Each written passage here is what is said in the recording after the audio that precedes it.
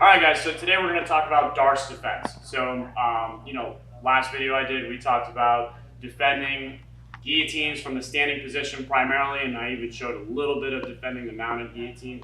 So we're going to go into a seated guillotine, a seated front headlock position where he's already snapped me down, and he's looking for grips to go for his chokes here. Okay, so again, primarily, like I said in the guillotine video, my first and most pressing concern is the arms going around my neck. Okay, so I want the hand fight. Right away, I want to control this arm before he sinks it in and gets into a better position to try to finish me. Okay, so one thing I do is I post on my head. Okay, because when I post on my head, if you notice, I can take my arms off the mat and I can more effectively hand fight with them. Okay, if I'm posted here on my elbows, I can't really effectively hand fight. I'm not going to be as strong. So post on the head, hand fight here. If I manage to, I'm going to get a 2-on-1 grip on the arm that's around my head, and I'm going to stuff it to the mat just like this, because it's going to create space so that I can dip my weight back out like this. Okay, so I'm here, stuff, dip out. If he's trying to follow you to the back as you're dipping out, you're going to sit the guard. So I'm going to push, he starts following me around, right? That's fine, I'm going to sit the guard. And I'll probably end up in a position like this. Okay.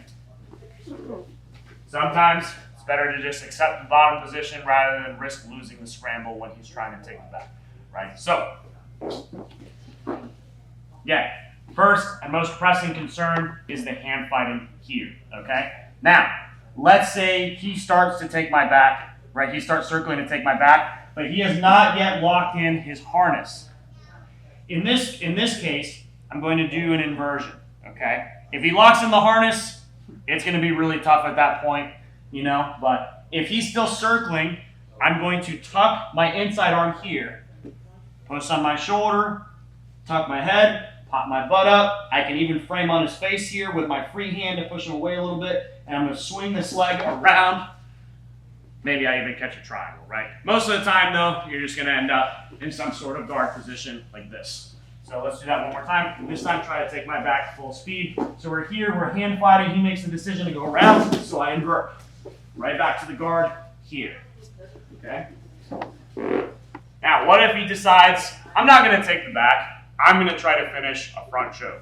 So we'll talk about the Drace, because that's a really, really common front choke that people try to finish, and it's a very, very effective one. So he successfully gets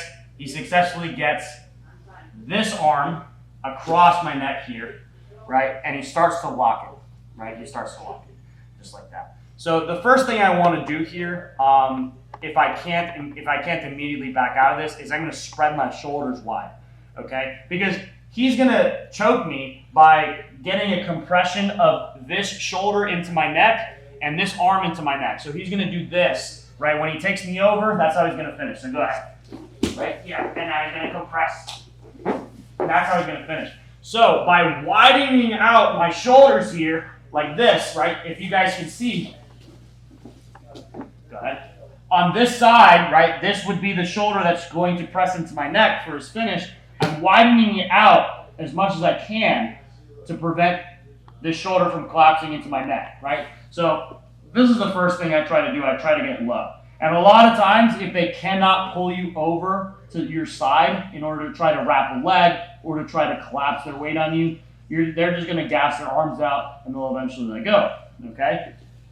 Now, let's say, go back. Let's say he has this grip, but he's not giving up on it, and I'm nice and wide, but I can't really peel his grips, and we're kind of at a stalemate here. So this is one escape I learned about 3 years ago, and it's served me super, super well since then. So what I'm going to do is on this choking side, I'm going to commit to a sit-out. So I'm going to tuck my head to that side like this. I'm going to commit to a big sit-out. If he lets go with his arm, great. I'm going to turn in towards his head. Maybe I can scramble on top. If he doesn't let go with his arm, that's fine. I can a lot of times still force it. So this time I sit out. He doesn't let go with his arm. I'm still going to turn. Oh, his grip still came apart. Right? Awesome.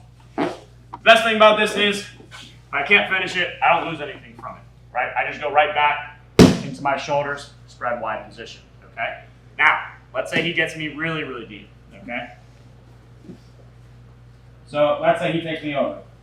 He gets me on his side, right? At this point, right, again, I'm going to go to my belly, start spreading out my shoulders here like this, okay? This is going to kill a lot of the pressure you can apply into the choke.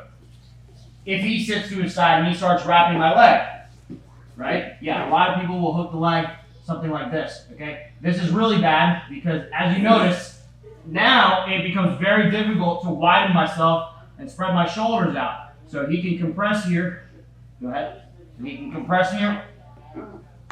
Yeah, and it's going to get really tight. So from here, you know, basically you got to use your free leg and your free hand here to push on his hip, right? Push off. And then again, I go arm to the outside, widen myself out. And then maybe I can commit to my sit-out escape after that, okay? So it's just that gradual, you know, it's just that as things gradually get worse for you, you know, your options for defense become more and more limited. So I don't ever want to get that deep to where he has me on my side and he has a leg hooked because, you know, if he's strong enough and he's good enough at retaining that position and I can't clear the leg, I'm going to get finished, right? But if I can clear the leg, if I can elevate him, I can hit my sit-out escape. So a lot of options from there, guys. Just as a quick summary, you know, if they're in the front headlock, the first thing I want to do is fight the hands, okay? I'm stuffing that arm, I'm trying to back out, or trying to sit to my guard. If they try to take the back, I invert right away before they get a harness on me, because once they get a harness, they're locked in.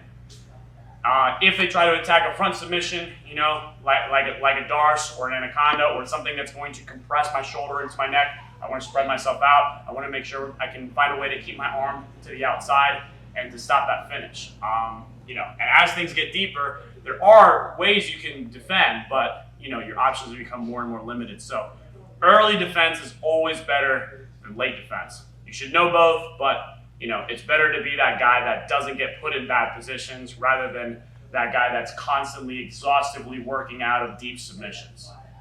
Like, subscribe, hit the bell, ding dong. Also, be sure to check out my website, robotdolphingrappling.vhx.tv. Again, that's robotdolphingrappling.vhx.tv. I have over 120 videos all on my fundamentals curriculum, my most advanced sequences, and a lot of things I like to do in stand-up grappling, both my takedowns and my setups into submissions. So check it out. Everybody gets a week free trial. And you know, I hope it helps you out with your game. I certainly think it will. It's helped my students out, so I hope you check it out.